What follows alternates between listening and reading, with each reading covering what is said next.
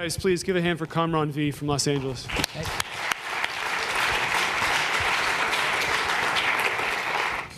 Thanks for joining us. Thanks for having me. So Kamran and I have a long and sordid past that goes back to, can I say it? Yeah, sure. Oklahoma, where we both grew up, and now we're both here, some strange way. Yes. So speaking of internships, just quickly, this logo, which we're going to get to in a moment, that's a potential internship. Yeah. In Los Angeles. Absolutely. Okay. And potentially more places in the future, yes. Okay. Yeah. So we'll talk about what that is as we go through your story. Yes. Which begins with a place not unlike what we have here, a music industry program. Yes, yes. You went to? Yeah, I went to USC, and there's a music industry program there that I was fortunate enough to go through, and it happened to be in Los Angeles, which is a good place to do music stuff. And you interned during your time? And I interned, yeah. I had an internship at Grand Royal Records, which is the Beastie Boys label from back then. And it was during when Hello Nasty came out, so it was especially fun. And yeah, I was there for a bit. It was fun. Okay, so internships, thumbs up. Okay. Perfect. Love internships. If any of you come to LA, let me know. We'll figure out internships. Okay. So let's walk through. So you were at USC. Yeah. Should we? Yeah, I Sure. should figure all this stuff out. Well, so that weird logo up there is actually my company that I do a lot of interesting things at, a lot of different things. And sort of, I guess the point of why I think you brought me out here is I don't really have a set path or a set job per se. Is I've been fortunate enough to do a lot of different things that combine to make me a living and also be really fulfilling. So that logo is Psychic, which is my company that I do most of this stuff under. And then that's me. And this is all the random stuff that I've been doing over the past 15 years or so, 10 years, whatever, with school. Right. So, and then we talked about Oklahoma, our favorite thing, and then USC. And Interscope. How did this come to be? Well, Interscope, it started out as an internship, and it was around 1998, 99. And there was this thing called new media, which was basically miscellaneous, computer stuff, whatever. And they were just starting it at this label, which was a really odd label with, everything from Herb Alpert to Marilyn Manson. And it's become a pretty big label since then. And new media was the growing spot, and I was one of the first few people to get into it. So what did that mean, actually? What were you doing? Well, it meant I was managing our CRM database of all 8 million people that would sign up for the hundreds of websites that we had. It meant being very early on with all the different tools that now are called social media, like Facebook, Twitter, WordPress, all that stuff. We were building very primitive versions of that initially. You were kind of like building your own in-house. Yeah, I mean, it cost a fortune to build, something that is not as good as WordPress, but yeah, we were building it. Cool. Yeah. Nice. So it was fun. Okay, that was Interscope. Yeah, so as Interscope, there were a lot of different things that happened in Interscope, but what I was able to do was also manage bands at the same time, and a couple bands actually. One of them was from Oklahoma that we know. Yep. And that gave me a lot of perspective on the work that I was doing at a label, because as a manager, I was sort of on the other side of the label, looking at artist rights, the record process, the touring process, which is very important, things of that nature.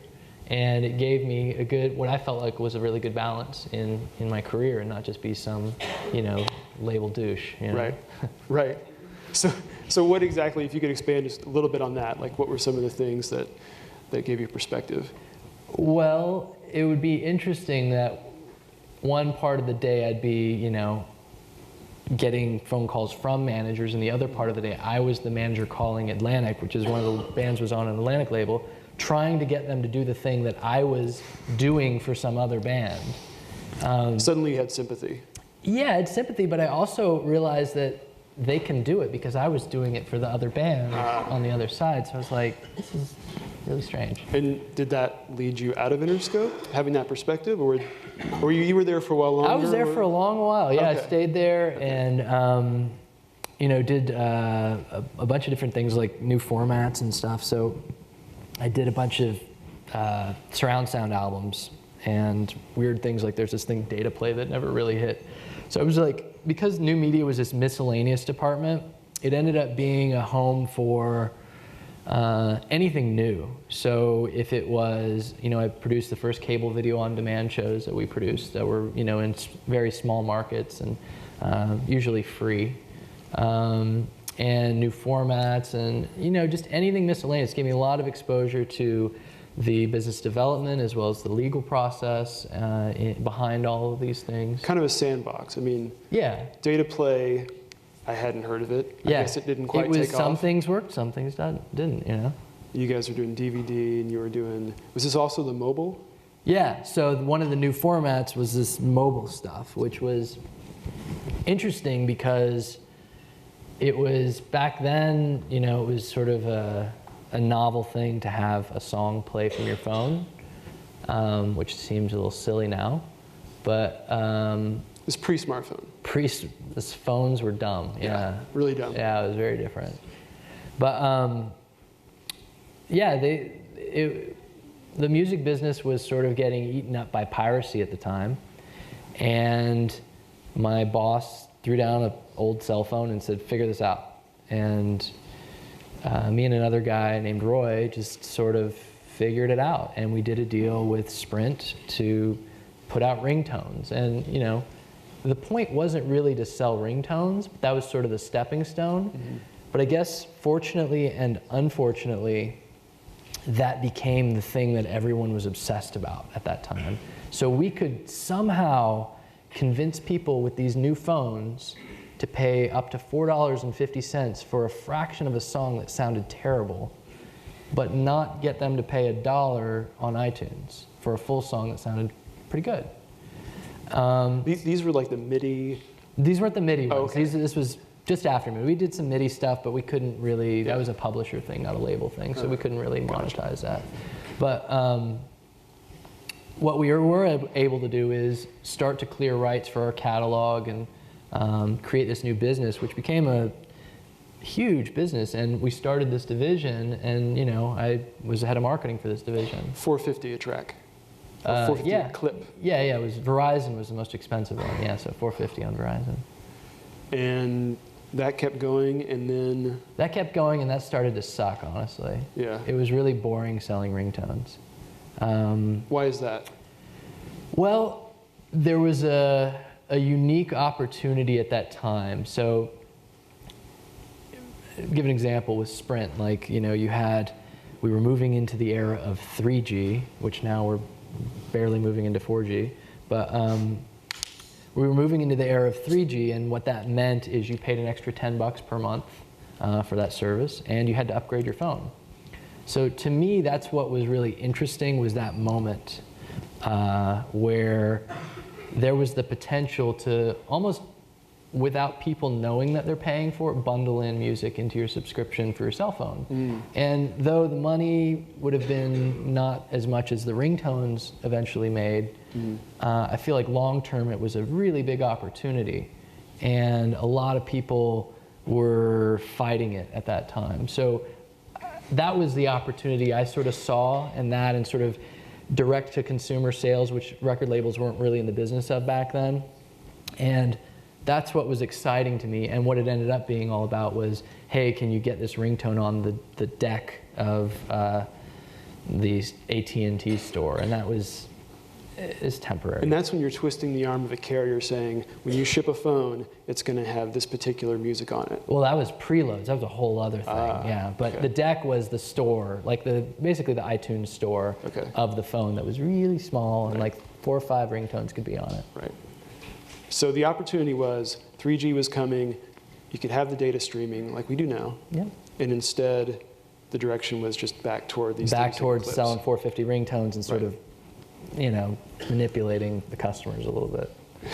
So, I mean, it was a great option. Imagine like, you know, Spotify or RDO or one of those things on your phone, but it just was there and it also worked at your computer and in your car and everywhere else. And just worked. And it was just there, and you felt like it was free because you just paid for your cell phone bill. Right. And it wasn't like the Cricket thing where, you know, you pay extra.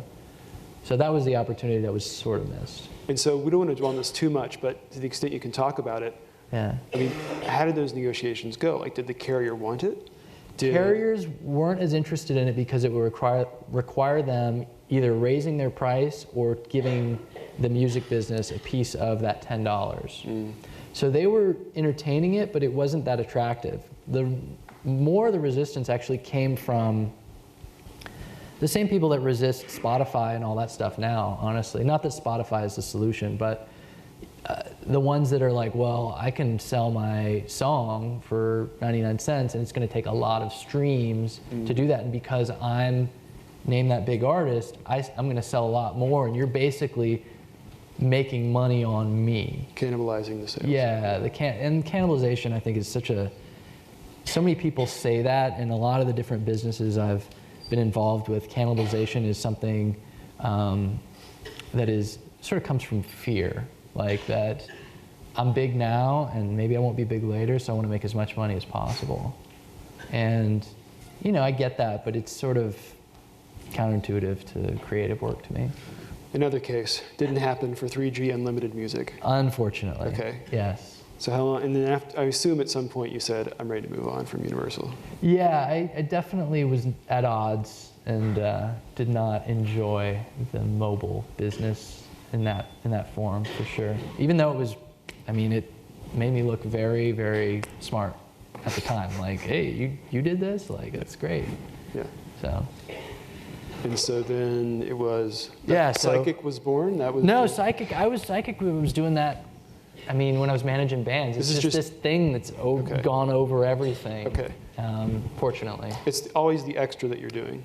Psychic is always the extra. I should use that as like it's yours. A title.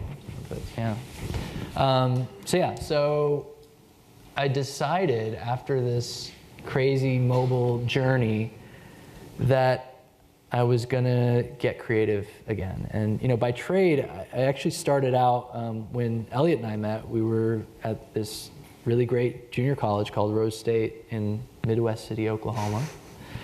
And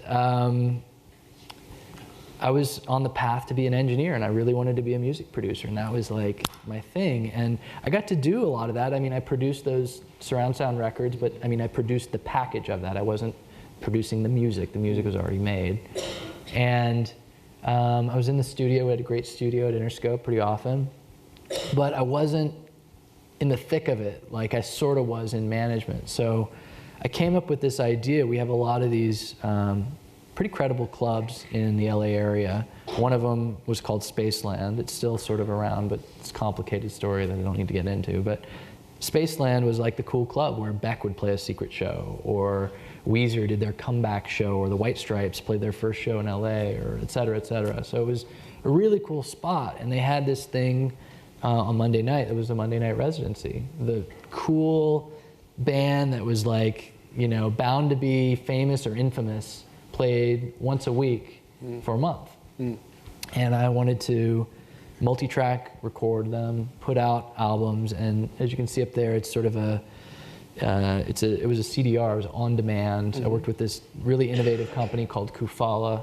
You know, the ink was soy ink, it was recycled paper, all on demand. It was really, you know, interesting for 2006. And we did these pretty aggressive deals with bands to where it was effectively, you know, like a partnership with them. So we would take this show that they may or may not be making money on. Sometimes it's a free show, sometimes it was a paid show. And we'd say, well, we can, you know, help you make more money to pay for your tour by making these CDs and digital downloads and whatever. And we would even pre-sell them at some of the shows, so they would make the money that night. And we were able to turn them around, and I worked with a lot of very talented mixers.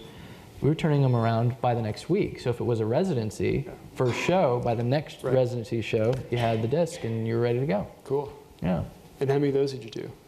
We did, well, I ended up, all in all, with Spaceland Recordings and some other things that I did, doing about 250 shows in, I don't know, it was 4 or 5 years. Yeah, so it was a lot of shows. It was out a lot. We ended up commercially releasing as albums, only about 35 of them for various reasons. Mm-hmm. I mean, it was completely self-funded. Yeah. You know, I was spending, 12 to 18-hour days doing the work, bringing in different people and friends and sort of working on these deals that were like, hey, mix the record, and if we make money, I'll give you part of it, kind of thing. So great opportunity. Yeah. Is it not there anymore? I mean, I know you're not doing Spaceland. It's sort of there. It's sort of there. It was a lot of work for me. Okay. So I decided there's some other things to do. And, during the time I was doing Spaceland Recordings, I had other things that I was doing to make a living, because this wasn't massively lucrative. I still needed to make a living. So I worked with Gibson Guitar, and there's a Natural History Museum in LA. We did some webcasts and shows there, and those were fun, paying gigs. That's kind of what you were doing with Sonos recently. Yeah, similar, yeah. Okay. Yeah. So we can get to all that. To jump ahead too much.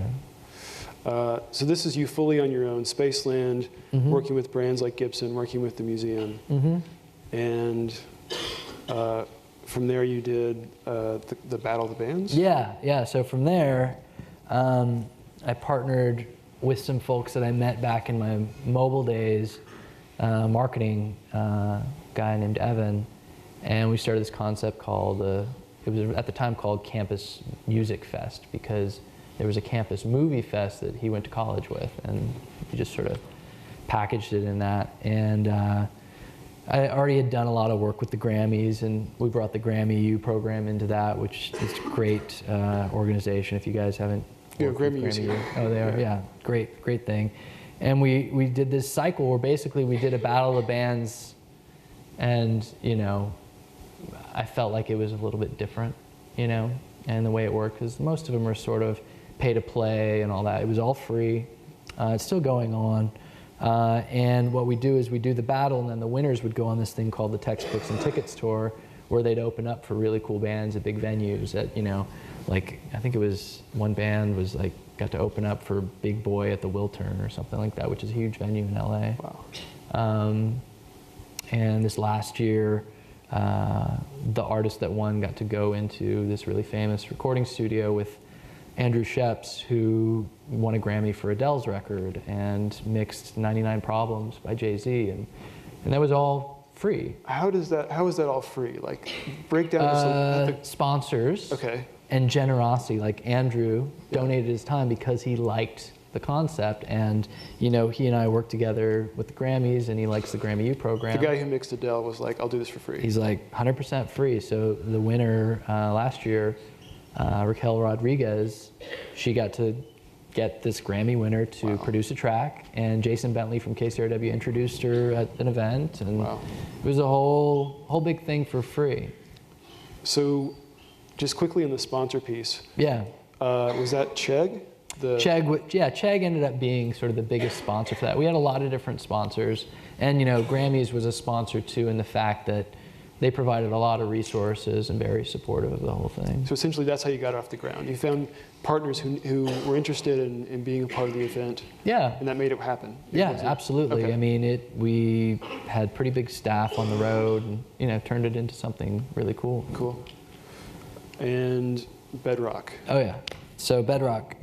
This is what I think is really exciting, for one. Yeah, so Bedrock, and if you guys were in the last class, forgive me for being redundant, but Bedrock is a 40,000 square foot building that we turned into a rehearsal, recording, repair, rental, retail facility. It's a massive resource for musicians. And not a brewery, though.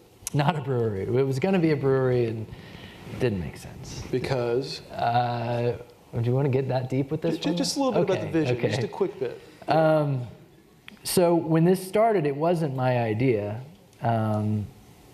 There were 3 other people that were very keen. They were, one was an actor / real estate person, that was the money person, there was a couple that were musicians / construction type people.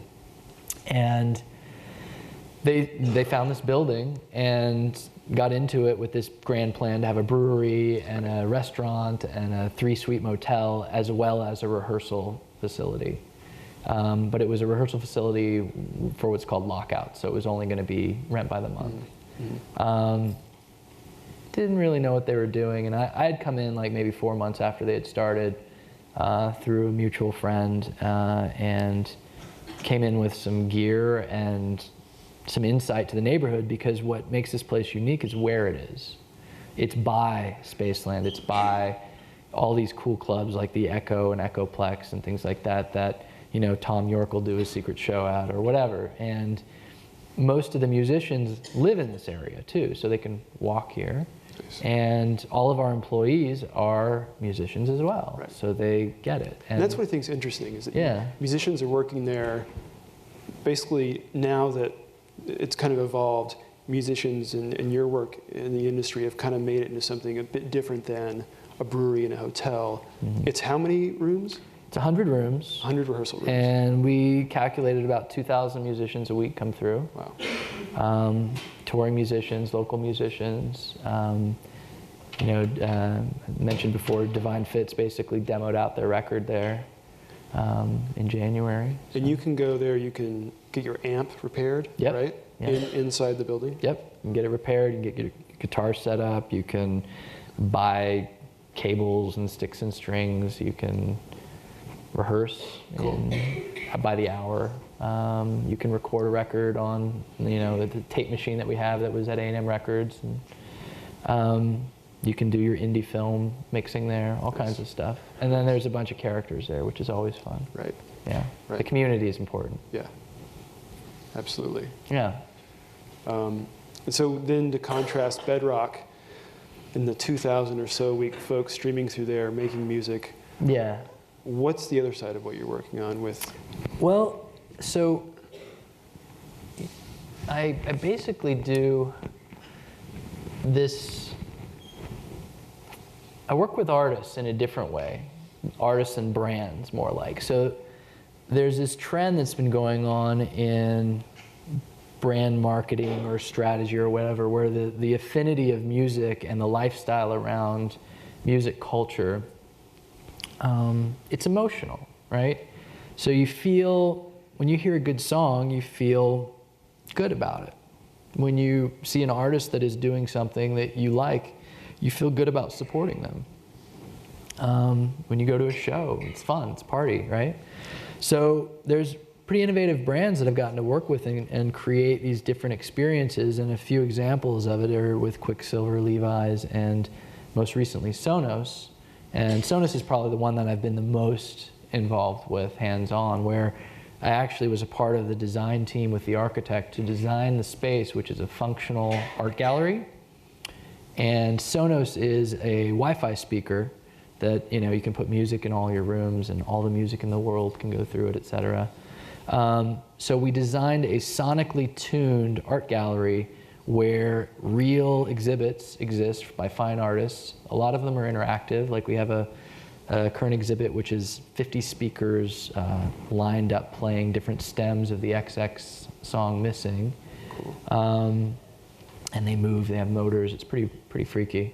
And we'll have artists come in and play, so like Dum Dum Girls or Jimmy Cliff or Paul Banks from Interpol or Alanis Morissette or whoever has come in and played this really special show for 250 people. And we just had like Deadmau5 played a show, and it was insane because there was, I don't know, $30,000 worth of lighting rentals in there to do a full-on show that was broadcast on KCRW. For 250 people? Yeah.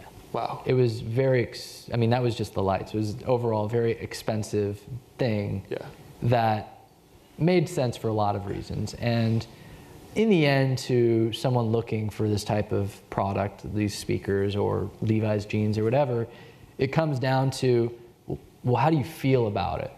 jeans, for instance, are a commodity. Speakers are relatively a commodity. So, why am I going to spend more for this thing outside of the features that it has, and it's because it makes you feel better. The brand is supporting art and lifestyle that you care about. So by seeing that in a genuine way, and these companies are genuinely supporting artists. They are paying artists to do this, and they are supporting their work.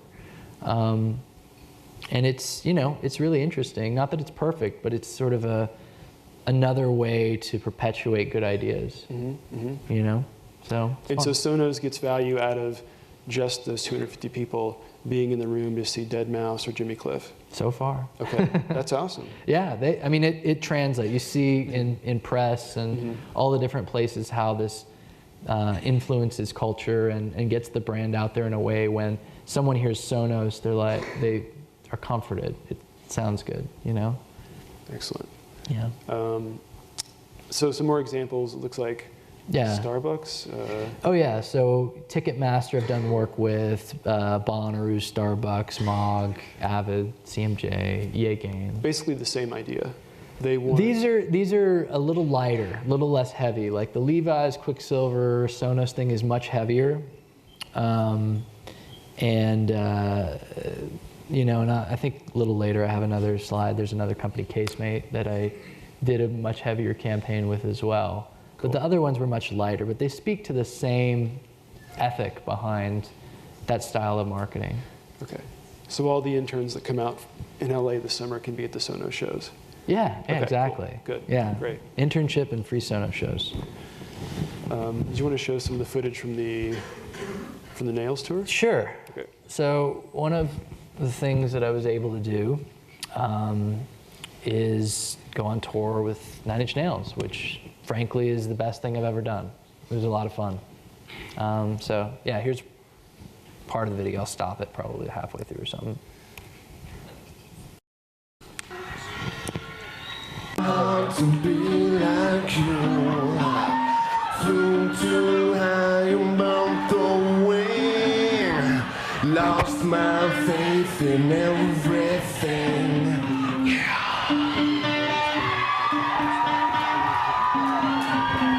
Leak around you and you pray, taste the wealth of hating me, shedding skin succumb to.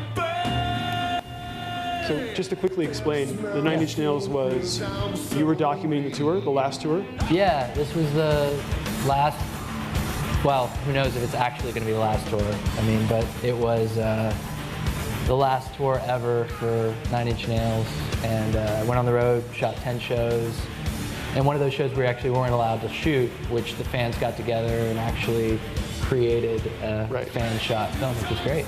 So how did you get this gig? They called me. They called you? Yeah. Because of? Because I had worked with them before, they heard what I was doing at Spaceland. They were planning on doing it at one of our venues anyway. So it came out of the Spaceland project, which really was kind of a labor of love. Yes. Okay. That if I wasn't doing Spaceland, I wouldn't have gotten this gig because I was in it. Yeah. So that investment paid off big time. Yeah, it was fun. Sorry, probably this is not the censored version. Anyway.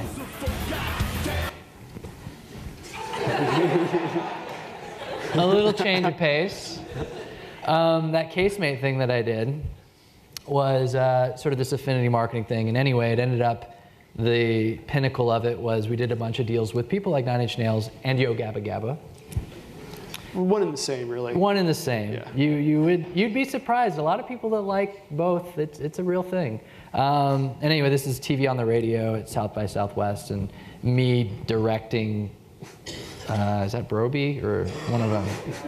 Yeah. And Plex was on the other side, the yellow thing, and that was kind of fun too. But it was one of those marketing things. It was interesting that.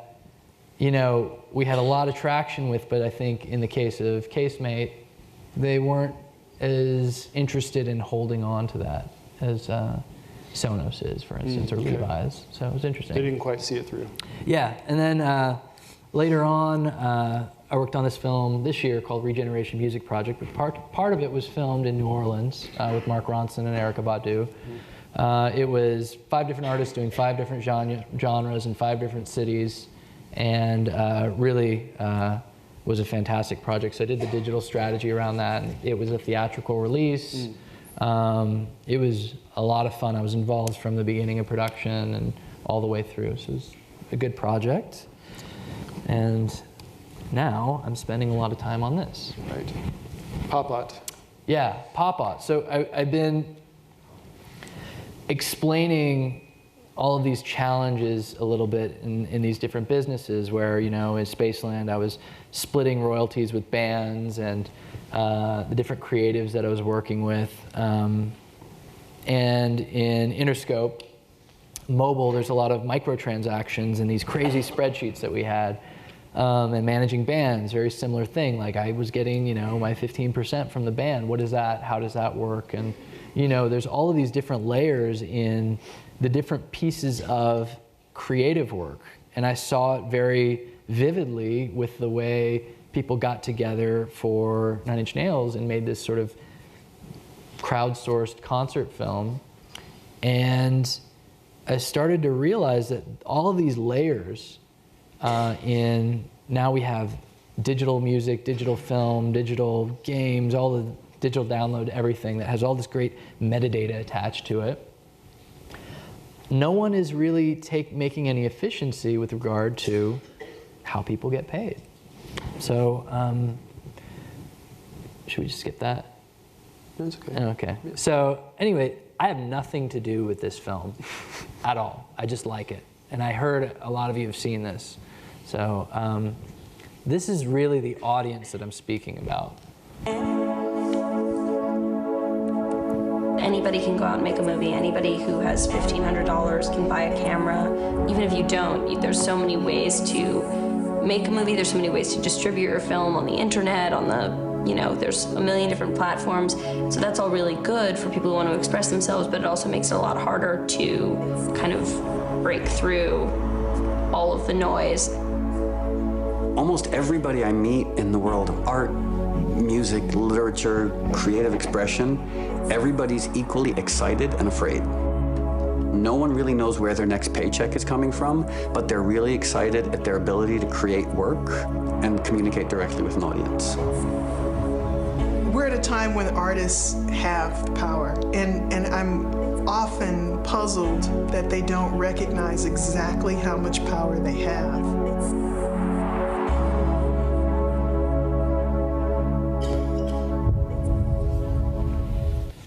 So, how many of you have seen the film? Oh, a lot of you. Okay. So, you understand who this is. How many of you would say you're in this category of people that they're talking about? Is that, would you say you identify with it? Okay, a few. So a couple things that were interesting is, you know, no one really knows where the next paycheck is coming from, and for a lot of you, I'm sure you have a very similar feeling.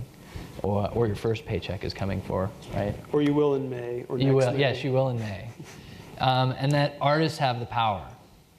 And I think this is sort of where a lot of the inspiration for this new project, POP-AUT, is coming from, is there's a sense of empowerment that has come from the different ways technology has, you know, blessed and cursed us, I guess.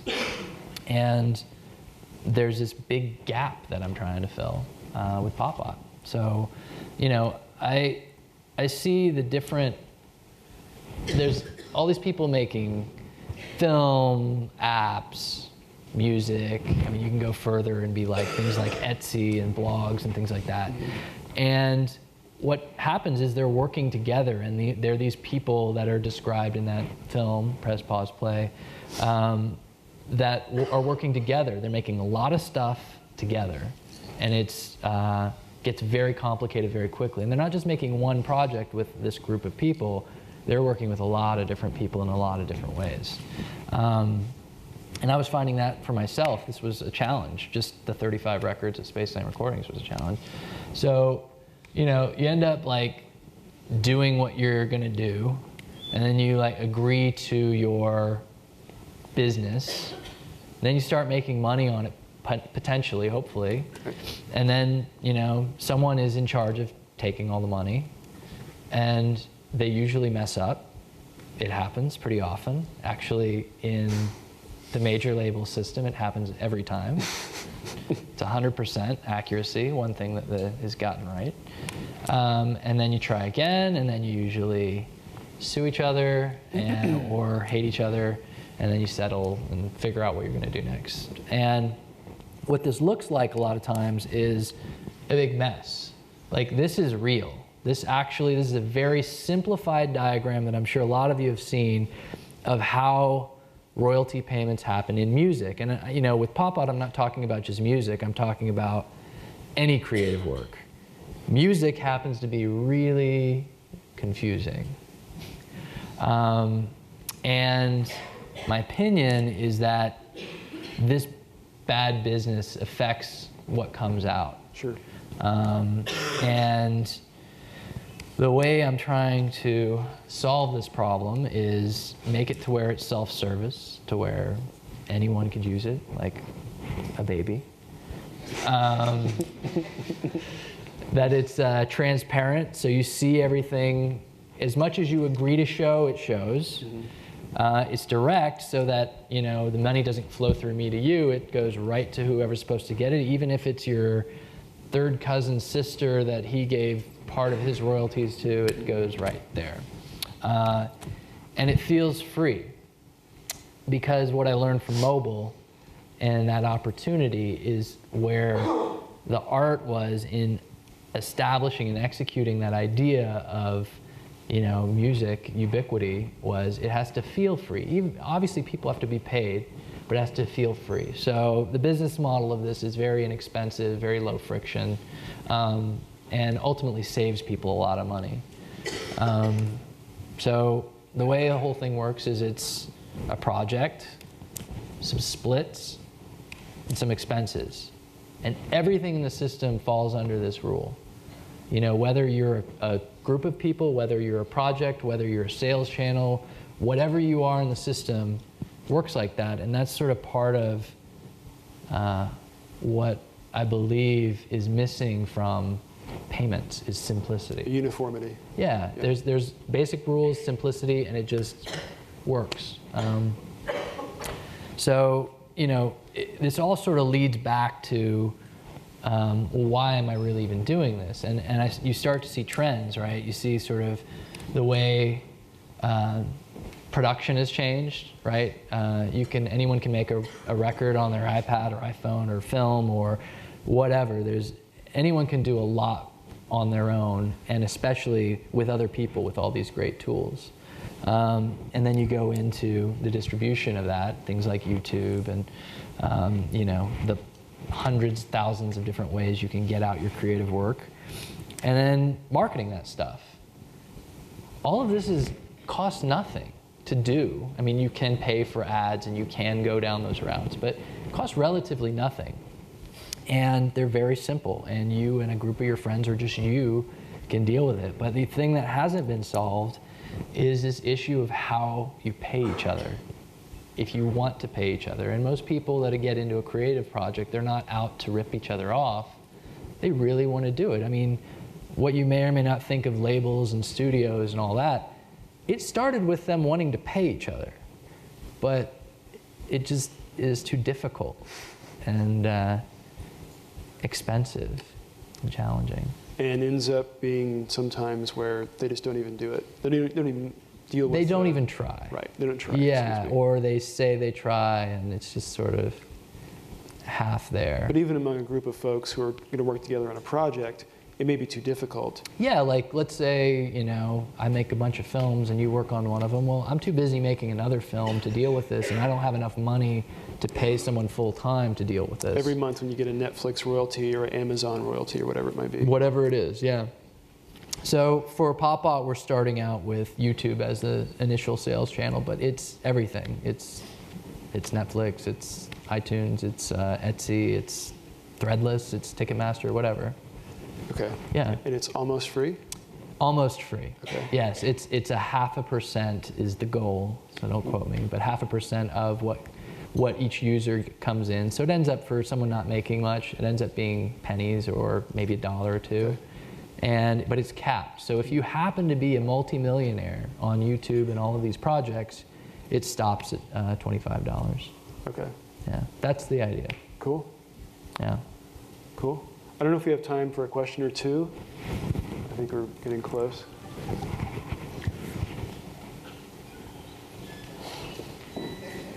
I just said it all, huh? I'll get the ball rolling. Cool. To go back to when you were talking about the multi sales people who pay $4.50 for a ringtone, by the tune. Do you think what they were paying for was the ability to make the ringtone? Like it was easy to get the song for free, and it wasn't easy to get a song onto your phone. Because now that was part of it. Yeah. Now it is easy to get a song onto your phone, and no one's selling ringtones anymore. It was really the novelty of it, where we saw most of the sales was people just buying new phones, and when they bought the phone, they would buy a ringtone, and that was the last ringtone they would buy. So at that time, there were a lot of phones being sold, 3G phones, and that was the majority of sales. I mean, there were sort of younger demographic people like buying more of them and making their parents pissed off or whatever, but it was that's where most of the growth was. And you're right, it was very difficult to get a song on the phone, and the carriers wanted it that way, the music companies wanted it that way, and now it's nothing. Now there's a feature in GarageBand. Yeah, exactly. It's not a big deal at all now. So the ringtones are still being sold, just not as many. Yes, yes, cameraman. When is this coming out? February, I hope. For the phone or for the web? Oh yes, it's going to be an iPhone app. Okay. Because many creative people use iPhones, and it will be other things, but that first. And it'll be out in February, and yeah, it'll be interesting. So I'm really interested to specifically hear what all of you think of this concept and get into using it and see how it affects the way you're creative. You're good. One there. I'm still a little confused as to how this works. Do you think you could give an example of like a project, a hypothetical project? And Sure. So let's say you, me, and Elliot, we make a video we're going to put up on YouTube, and we're going to, on YouTube you can monetize the video by having ads play. So that's how we're planning on making money on this video, and we're going to be big YouTube stars. And we decide to split it 3 ways, and we're going to use my YouTube channel to sell it or to put it up and build this YouTube fandom. And what happens is one of us will initiate it and say, hey, I'll send an email through the system saying, Kamran says you get 33.33% of this project called Awesome YouTube Video with Cats. Do you agree? And then you'll say yes or no. And the same thing would happen with Elliot. And then once everyone confirms through the system locks it in. And the money from YouTube, which is technically coming through AdSense, another Google payment platform for advertising, it would go into POP-AUT, and POP-AUT would act as escrow or a holding agent for the money and distribute it to everyone on behalf of the project. And it would do that for, let's say I had 100 different videos on my YouTube channel and I had thousands of different people I was working with, it would do that for all of them. And for me, as the channel owner, I don't necessarily need an accountant to deal with it. I don't necessarily need to think about it. And I can continue making more films with more people. And you, who is not the owner of the YouTube channel, is reassured that someone is making sure you get paid for your hard work. Even if it's very little money. A lot of times, the worst part about creative work is a lot of times people get forgotten. When a project is successful or fails. And most times when when I do a creative thing, I just want to be acknowledged that I did it. because that's why I did it, was for me and for other people to be like, you know, oh, that was cool and it was fun working with you. And this is sort of a way to assure those relationships don't get bothered by all the business stuff. That make sense? Because if it's $2 from a cat video, I mean, I can still get my third of that. Exactly. Whereas we can't hire an accountant to break that up every month. It'd be easier if it was $3, because then the third works better. But yes. Yeah, I could think of the math on that one. Yeah. Okay. Yeah. Cool. Okay, great. Kamran, thanks so much for joining us today. Yeah, thanks.